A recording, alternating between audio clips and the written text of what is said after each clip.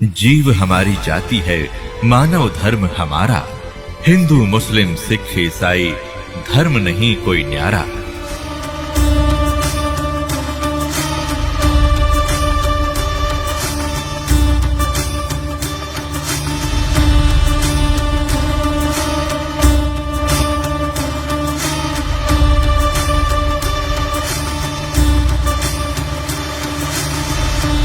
तो पुण्यात्माओं, सौभाग्य आपका, आप जी को यथार्थ ज्ञान सुनने को मिल रहा है, सत्संग सुनने को आपको प्राप्त हुआ। तो इसी प्रकार परमात्मा आते हैं और कहते हैं, गोता मारूं स्वर्ग में, जा बैठूं पाताल, गरीब दास ढूंढता फिरूं, अपने हीरे मोती लाले। अब 3 युग, सतयुग, त्रेता, द्वापर में परमात्मा ने इस काल भगवान से प्रॉमिस किया था कि मैं 3 युगों में कम प्राणी ले जाऊंगा। उसने प्रार्थना की थी। और चौथा युग जब कलयुग आवे, काल ने कहा था कि हे परमात्मा, चौथे युग कलयुग में आप कितने प्राणी ले जाइए। तो परमात्मा ने कहा था, ठीक है, मैं चौथे युग में ले जाऊंगा, 3 युग तेरे लिए छोड़ दिए। उन 3 युगों में परमात्मा को मालूम था कि सतयुग, त्रेता, द्वापर में ये प्राणी दुखी नहीं होते इतने, इनके पूर्व जन्म के संस्कार इतने होते हैं, वो चाहे कोई भक्ति करता है चाहे ना करता है, और करता है तो कैसी ही करता है, तो उसको फिर भी वो उपलब्धि, संसारिक सुख ऑटोमेटिक प्राप्त होते रहते हैं। पुत्र प्राप्ति, धन प्राप्ति, रोटी टाइम पे मिलना, वो है तो उनके पूर्वजन्म के संस्कार। वो समझिए बैठे हैं, हम जो साधना कर रहे हैं इन्हीं से हमें लाभ हो रहा है। या इस द्वापर तक यह भूल पड़ी रहनी थी, क्योंकि हम मानते ही नहीं भगवान को जब तक हमारी साथ ना आले, इतना चारों तरफ से हमारे रास्ते बंद ना हो ले, तब तक हम भगवान को कम में याद करें। और करते हैं तो नकली जहां भी मिल जाते हैं, और वहीं से थोड़ी बहुत कोई जंतर मंत्र बता दिया, वो होना था आपके पिछले संस्कार से, और हमने कारण मान लिया। वो जैसे दास हनुमान और श्याम जी की पूजा करा करते, श्री कृष्ण, श्री विष्णु जी हमारे मूल रूप में इष्ट थे, शंकर भगवान और जो भी गणेश जी, जो देवी देवता, सभी का सत्कार हम बराबर ही करते थे। और जो भी संसारिक सुख हमें प्राप्त हो रहे थे, बच्चा पढ़ता है, पास हो गया शिक्षा में, तो अपने इष्ट को क्रेडिट देता है। हम ऐसे ही दे रहे थे, श्री राम, श्री कृष्ण, बाबा श्याम जी, जिन सा याद आ जाता उससे का शुक्रगुजार कर दिया करते थे। फिर सर्विस प्राप्त हुई तो भी उन्हीं को निमित्त बनाया, संतान हुई, पुत्र पुत्री हुई, तो वो भी इन्हीं भगवानों को क्रेडिट दिया कि इनकी दया से हुआ। अब पता चला परमात्मा की तत्व ज्ञान के दीपक से, रोशनी से, कि तब तक तो हमारा संस्कार यानी प्रारब्ध ही फल रहा था। जो हमें मिलना था वो पूर्व निर्धारित था। और हमने ऐसा भी देखा, जो कति भगवान के निकट भी नहीं, वो हमसे भी सुखी थे। शराब पीना, बकवाद करना, सारा दिन अटपट करके ताश खेलना, और वो और भी सुखी दिखे थे, दुखी थे, सुखी थे। तो उनका पिछला ही संस्कार प्रारब्ध ही फल रहा था।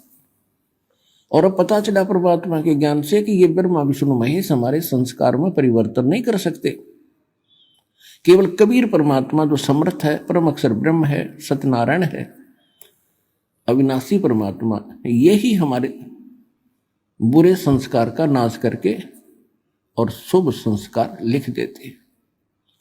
मासा घटे न तिल बधे, विद ना लिखे जो लेख, और साचा सतगुरु मेट कर ऊपर मार दे मेख। जम जो राजा से डरे, ये मिटे कर्म के लेख, अदली असल कबीर हैं ये कुल के सतगुरु एक। अब गरीबदास साहिब जी ने जो निर्णय करके दिया है कि ये कबीर परमात्मा है जो सबके सतगुरु यानी सच्चा ज्ञान देने वाले, सच्चा ज्ञान भगवान ही दे सकता है और या वो उसका कृपा पात्र दास दे सकता है जिसको उसकी रजा होती है। तो उन्होंने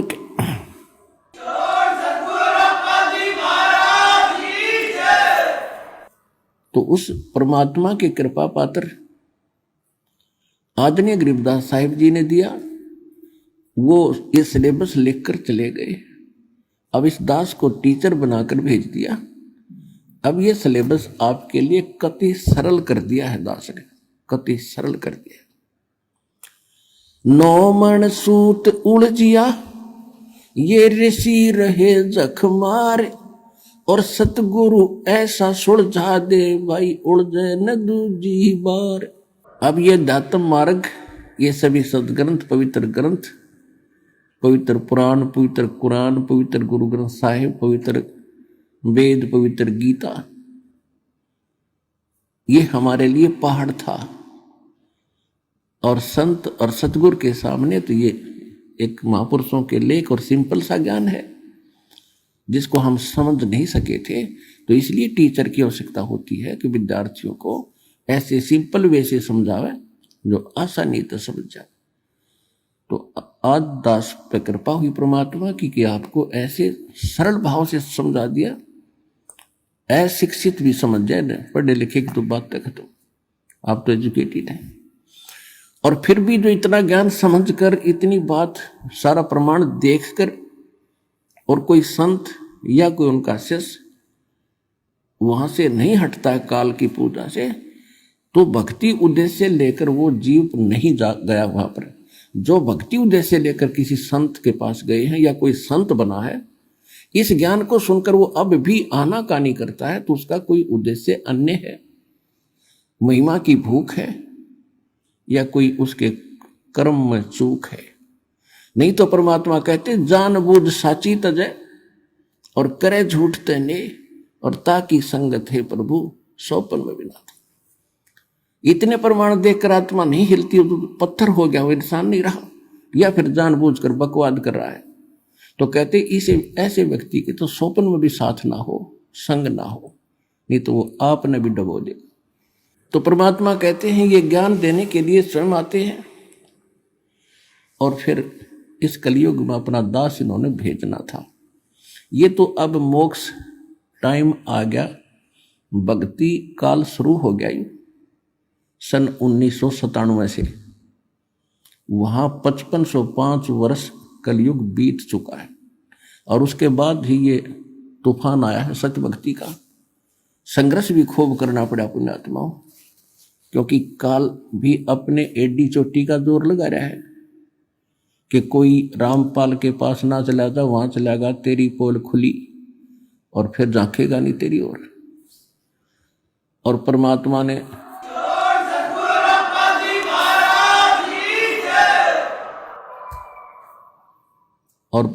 इसको फिर याद दिला देते हैं रह के कि बकवाद बंद कर दे, अब तेरा बोला हुआ वचन है कि कलयुग में कितने जीव ले जाना।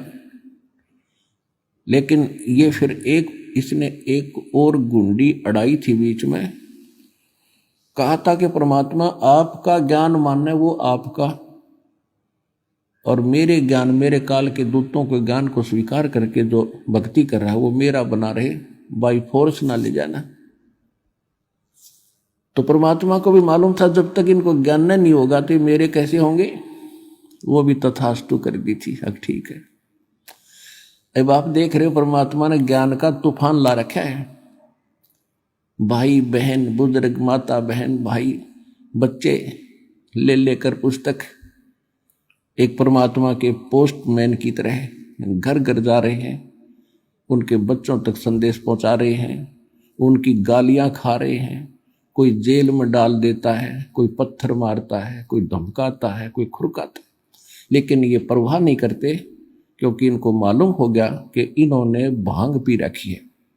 और यह भांग उतरेगी पुस्तक के ज्ञान से, भगवान के ज्ञान से, और जिनकी भांग उतर जाएगी हमारे साथ हो लेंगे। फिर अब आपकी उतर गई, आप आगे।